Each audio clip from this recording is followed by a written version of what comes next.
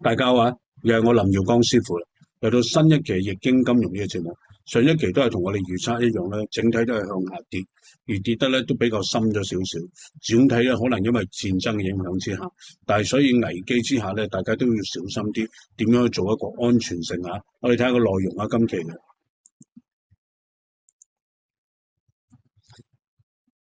今期咧已經係第127期啦，就係由3月9號到3月13號㗎。咁我哋今期嘅人生本裏邊咧就係睇下新聞啦，因為現代人好多時用手機咧，淨係睇影片啦、玩遊戲或者溝通，但係當中咧仲有好多嘅資訊喺度嘅。究竟邊啲係真啦，邊啲係假咧？咁你就要加埋啲睇下新聞，究竟確定究竟邊啲係真，邊啲係假，而分析好咗之後咧，先決定到下一步要點樣做。所以有時一定要留翻啲時間嚟睇新聞啊！好，繼續。喺易經金融裏邊嘅主體咧，就係由易經裏邊嘅64卦啦，配合陰陽五行嘅變化之後咧，產生一啲唔同嘅組合。而呢啲組合之下咧，有唔同嘅需要，配合一啲策劃啊、行銷啊、管理啦，而且係睇風水啦，或者一啲買賣嘅時候咧，都可以做到一個定位出嚟嘅。當中咧，因為唔同嘅學員咧學嘅時候咧，有唔同嘅知識，配合埋喺易經裏邊嘅變化嘅時候咧，就會有自己嘅認知到啊。所以因應佢自己嘅認知之後咧，點樣去製造到財富嘅增長啦？當然啦，財富增長完最緊要做多啲善事，惠澤社群啊。好，呢期講嘅第56集咧，就係講一啲大廈咧，好多時佢係圓形嘅，整棟都係嘅時候咧，佢每一層間隔嘅時候咧，每一層好似一把刀咁，一層一層咁樣鋸開前面啲位置嘅，咁呢啲形成一啲刀煞嘅。咦，如果呢棟樓越大型的話咧，個刀煞嘅壓力咧就更加大，咁會影響啲破財啊、急病呢啲現象啦。如果再配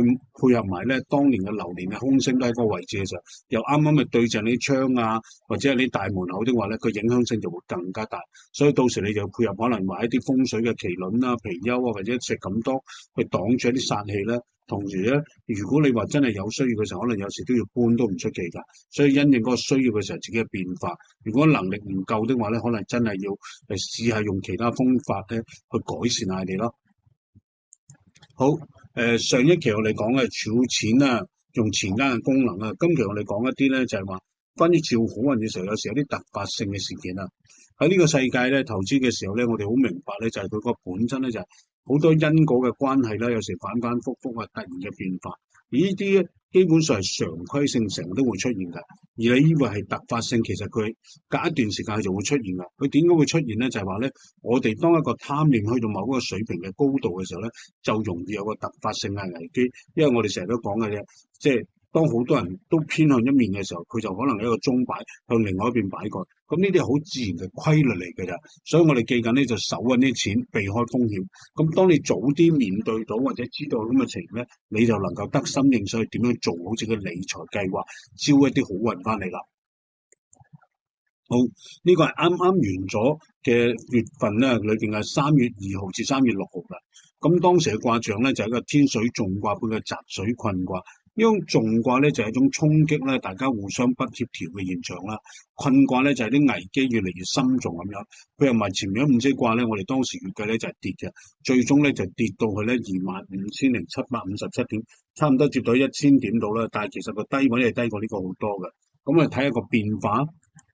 嗱，呢個就係啱啱完咗呢個星期嘅變化，係由星期一開始咧，即係其實跌到去星期三嘅時候咧，就係今個星期最低嘅位啦，就係24,963點嘅，跟住又反覆升翻少少，到我哋完結嘅時候咧，就大概跌咗1000點到咯。其實喺市場嗰度變化嘅時候咧，資金啦、危機啦，同埋個資源咧會變化嘅時候咧，大家去買賣嘅時候咧，就識得去點樣去加同埋減，咁先控制到個風險嘅。咁當然啦，喺戰爭狀態之下，其實有好多嘢咧都已經脫離我哋想象範圍，大家就要小心啲。睇埋個美國市咧，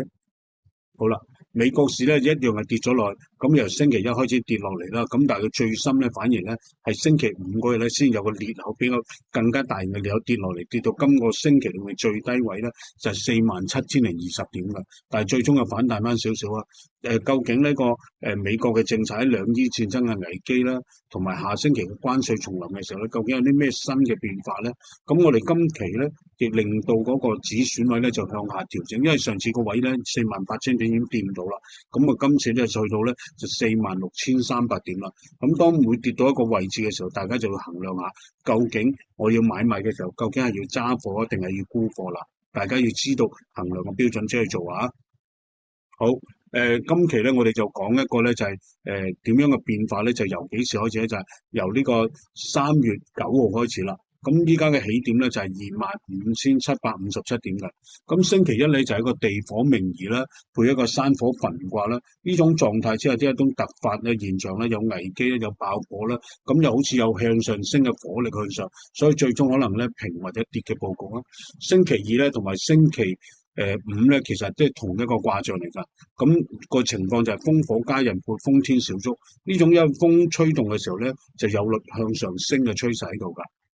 到星期三啦，就係啲山澤損卦去山天柴築，損卦有種向下沉啦、跌低啦或者損失，但係大速咧有種向上升嘅趨勢，可能拉升拉高之後咧，反反覆覆之後咧，可能係平或者升少少升嘅佈局都唔出奇啦。到星期四啦，就係啲地澤臨卦配地水師卦，臨卦咧就有種沉低落嘅，師卦咧有兩邊衝擊啦，互相不協調啦，有種打擊嘅現象比較嚴重啊，所以最多咧就平，跌咗就好大機會啦。咁到星期五啦，又出現一個風火家人配風天小築，咁佢喺互助生利之下咧，可能出現一個咧向上升嘅佈局為主嘅。咁睇下全個星期嘅變化。全個星期出現嗰個咧就係地澤臨卦配地天泰卦，臨卦咧有種沉內之後咧沉底嘅現象嘅，而泰卦咧基本上咧有種升高啊向上提升嘅現象喺度嘅，所以兩者配合埋之後咧，整體咧有向上升嘅趨勢喺度嘅。咁但係投資嘅自覺有風險，自己小心啲。有興趣咧可以嚟上下堂啦，或者要打電話嚟問下睇下咩幫到手啦。投資咧涉及風險啊，最緊要大家知道喺邊個定位上面做嘢，小心為上啊！